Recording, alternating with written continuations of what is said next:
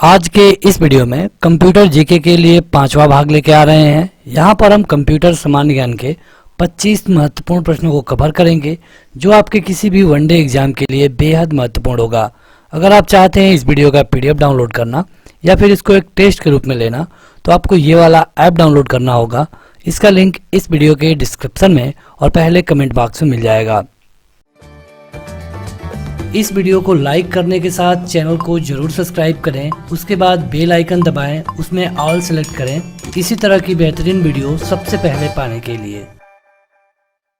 शुरू करते हैं। कंप्यूटर जीके के लिए 5वां भाग है। इसके 10 पार्ट ऑलरेडी अपलोड है, आप उसे देख सकते हैं। या तो आपको ऐप डाउनलोड करना होगा या फिर प्ले स्टोर में आप जाके उसे देख पाएंगे। क्वेश्चन है कि संपूर्ण कंप्यूटर प्रणाली के लिए संप्रेषण नियंत्रण करता है कौन? आपके ऑप्शन है 4। आपके पास 2 सेकंड होगा अपना उत्तर कमेंट करके बताने के लिए। वीडियो देखते रहिए। वीडियो के लास्ट में आप ये भी कमेंट करके बताइएगा कि आपने कितना सही किया। देखिए, ये होता है मदरबोर्ड। जो कंप्यूटर प्रणाली में पूरा संप्रेषण का काम होता है ये पूरी तरह फुल्ली कंट्रोल्ड होता है मदरबोर्ड के द्वारा। मदरबोर्ड होता कहाँ है? तो कंप्यूटर के सीपीयू में। सीपीयू को कंप्यूटर का दिमाग बोला जाता है।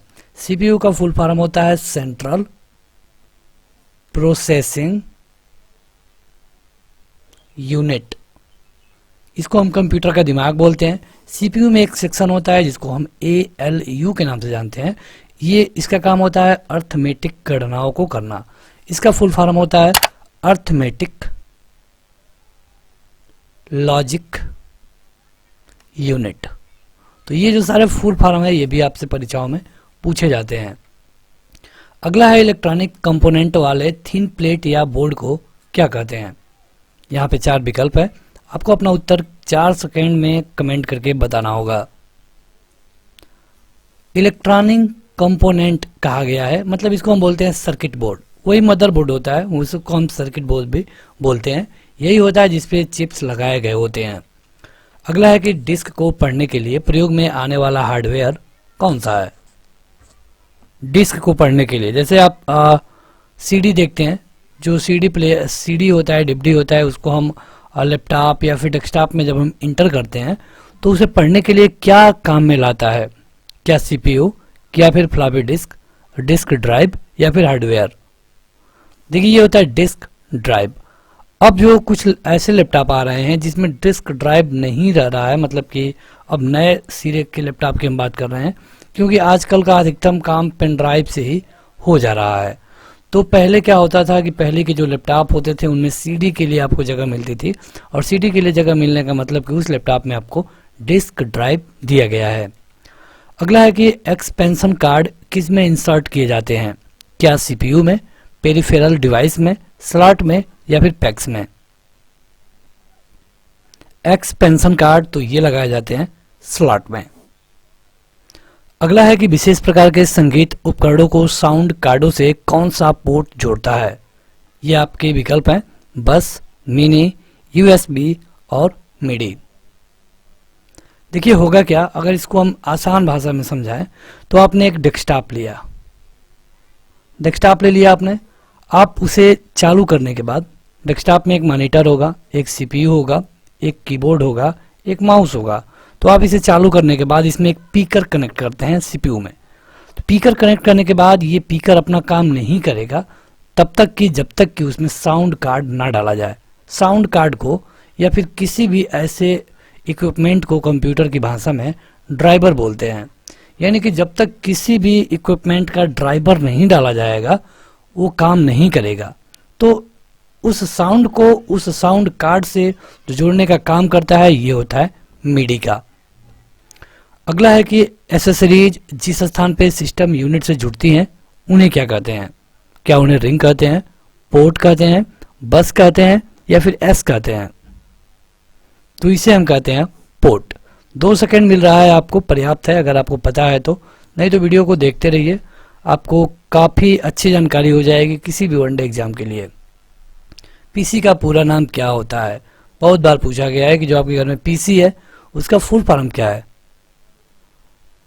तो पी से होता है पर्सनल और सी से होता है कंप्यूटर, यानी कि सही उत्तर है पर्सनल कंप्यूटर। कंप्यूटर जीके की बात करें तो यहाँ पे फुल फॉर्म का अहम रोल होता है। आपसे पूछा जाता है रैम का फुल फॉर्म, रोम का फुल फॉर्म, सीपीयू का फुल फॉर्म, एएलयू का फुल फॉर्म, पीसी का फुल फॉर्म, लैन का फुल फॉर्म, उसी तरह मैन का फुल फॉर्म, उसी तरह वैन का फुल फॉर्म, ये सारे आपसे फुल फॉर्म पूछे जाते हैं। तो ये है random access memory, read alone memory, central processing unit, arithmetic logic unit, personal computer, local area network, metropolitan area network और वाइड एरिया नेटवर्क। चलिए आगे बढ़ते हैं, उससे पहले एक फुल फॉर्म आप भी कमेंट करके बताएं। यह है www। www का फुल फॉर्म क्या होता है, कमेंट करके बताइए कमेंट बॉक्स में।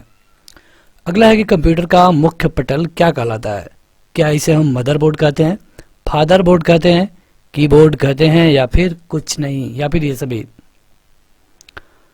मुख्य पटल की बात करें तो ये होता है सीपीयू में, यानी कि कंप्यूटर के दिमाग में, और इसे हम कहते हैं मदरबोर्ड। और दरअसल कंप्यूटर में फादरबोर्ड कुछ होता ही नहीं है। आपका सही ऑप्शन होगा ऑप्शन ए। अगला है कंप्यूटर में आईबीएम का पूरा नाम क्या है। कंप्यूटर से रिलेटेड शब्द है आईबीएम, इसका पूरा नाम पूछा गया है। तो हमने आपको बताया कि कंप्यूटर के क्वेश्चनों में जो फुल फॉर्म है इसके काफ़ी अहम रोल होते हैं। तो आईबीएम का क्या फुल फॉर्म होता है ये आपसे पूछा गया है। इसका फुल फॉर्म होता है इंटरनेशनल बिजनेस मशीन। अगला है कि मदरबोर्ड के कंपोनेंट के बीच इंफॉर्मेशन किसके माध्यम से ट्रेवल करता है। क्या इसे पेरिफेरल्स डिवाइस कहते हैं, फ्लैश मेमोरी कहते हैं, सीएमओएस कहते हैं, या फिर बस बोलते हैं। इसे बोलते हैं बस। अगला है कि मदरबोर्ड में क्या रहता है जो मदरबोर्ड पर सीपीयू को दूसरे पुर्जों से जोड़ता है। क्या इसे प्राइमरी मेमोरी कहेंगे, सिस्टम बस, एएलयू, या फिर इनपुट यूनिट। इसे कहेंगे सिस्टम बस। अगला है किसका उपयोग करते हुए पहला कंप्यूटर प्रोग्राम किया गया था। Machine language, source code, object code, assemble language. तो इसे कहते हैं मशीन लैंग्वेज।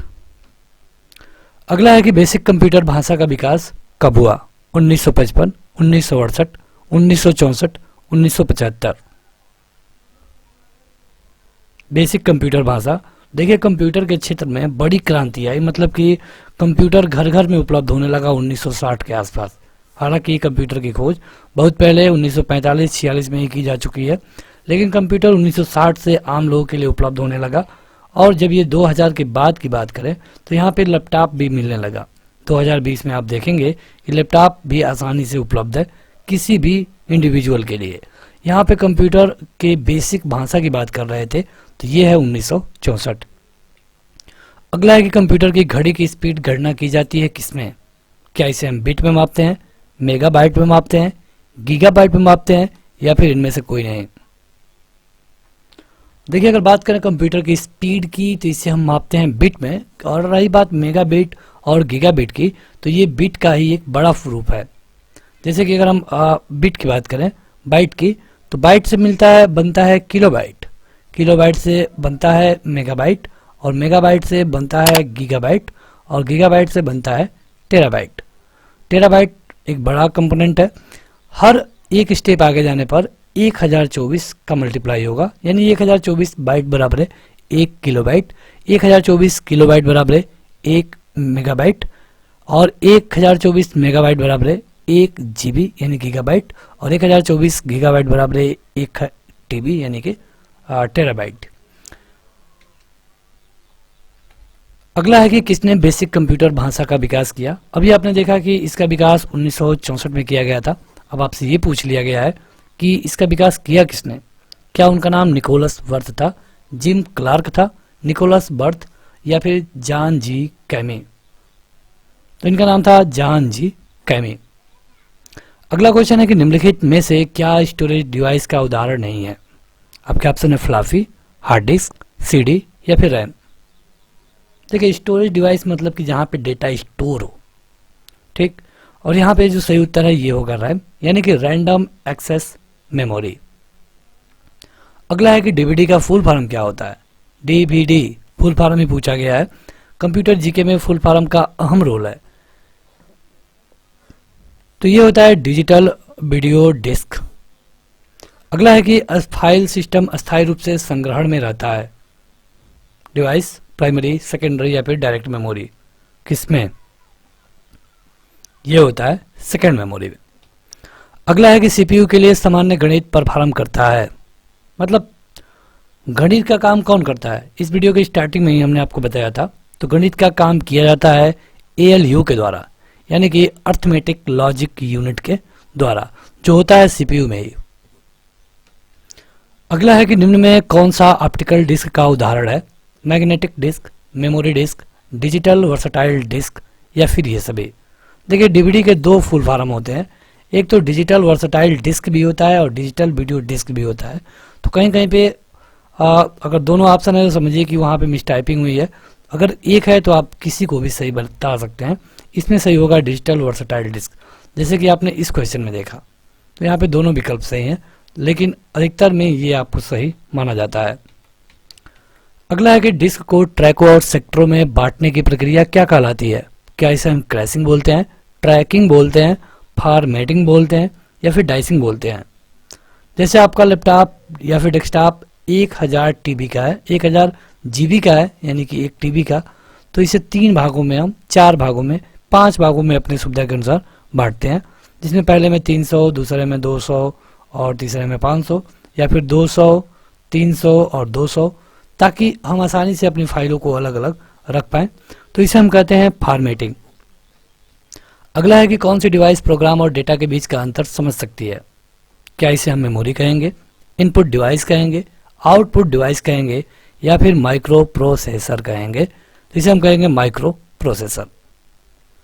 डीवीडी का उदाहरण क्या है? मतलब डीवीडी किसका उदाहरण है? क्या एक आउटपुट डिवाइस है, हार्ड डिस्क है, ऑप्टिकल डिस्क है या फिर ऑब्जेक्ट डिस्क है? जो लोग अभी तक इस वीडियो को लाइक नहीं किए हैं, इस वीडियो को जरूर लाइक करें और इसका पीडीएफ जरूर डाउनलोड करिए, या फिर इसको आप टेस्ट के रूप में ले सकते हैं। जैसे यहाँ पे आपको क्वेश्चन दिख रहा है, उसी तरह अगर आप ऐप डाउनलोड करेंगे तो वहाँ पे आपको पीडीएफ भी मिल जाएगा, वहाँ पे आप वीडियो भी देख सकते हैं और वहाँ पे आप टेस्ट भी दे पाएंगे। तो डीवीडी है एक ऑप्टिकल डिस्क। ऐप का लिंक इस वीडियो के डिस्क्रिप्शन में दिया जा चुका है, जरूर डाउनलोड करिए। सीडी से आप क्या कर सकते हैं? पढ़ और लिख, या तो पढ़ या फिर लिख, पढ़ और लिख दोनों। अगला है कि कंप्यूटर की प्रमुख मेमोरी को क्या कहते हैं? क्या इसे प्राइमरी मेमोरी कहते हैं, आंतरिक मेमोरी कहते हैं, प्राथमिक स्टोरेज कहते हैं या फिर ये सभी? सभी लोग अपना उत्तर कमेंट करके बताएंगे, ये है ये सभी।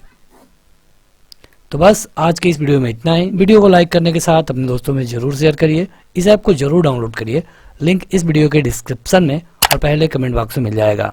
आज के इस वीडियो में इतना ही। Thank you.